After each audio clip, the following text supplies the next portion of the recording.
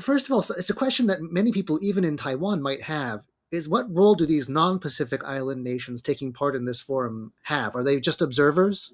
Look, primarily the non-Pacific Island countries that come in, they are observers, but they are primarily development partners.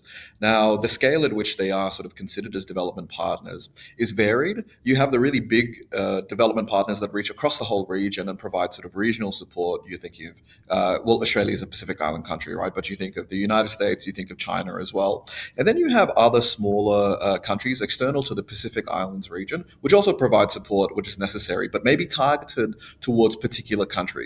Now, last year, it's as I understand it, none of these outside countries were invited. Could you explain once again why that was and why countries like Taiwan are coming back this year?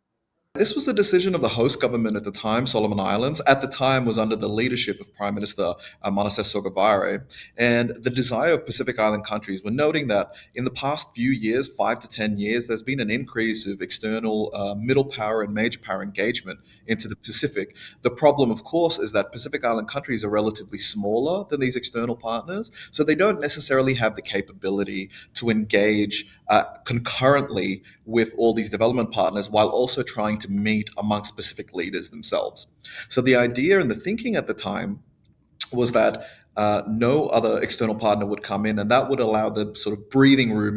Are there likely to be some sort of tensions this year with Taiwan back and presumably China as well? We see the tension not only amongst, not sorry, looking externally towards, say, either Taiwan or China in their attendance, but I think there's going to be friction in reaching that consensus as well on sort of the regional stability, sort of regional position around the missile test, and also the regional approach to security. We know also on the cards.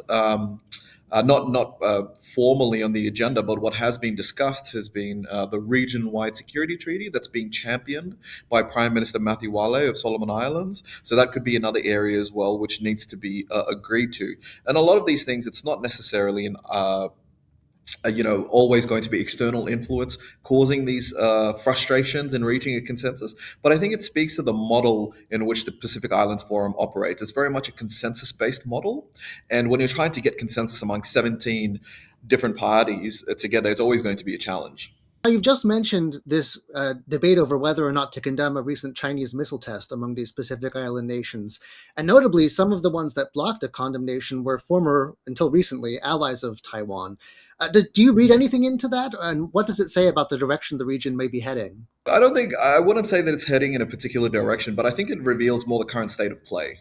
Where there is external actors coming into the region, either whether this be sort of United States, China, Australia's bolstering sort of their position being part of the Pacific family as well. But I think it also speaks to the fact that while it would be a nice to have a regional position on security and sort of that oceans of peace narrative that's being pushed forward, each country in the Pacific has an equal voice in this Pacific Islands Forum. And bilaterally as well, they have cultivated their own relationships.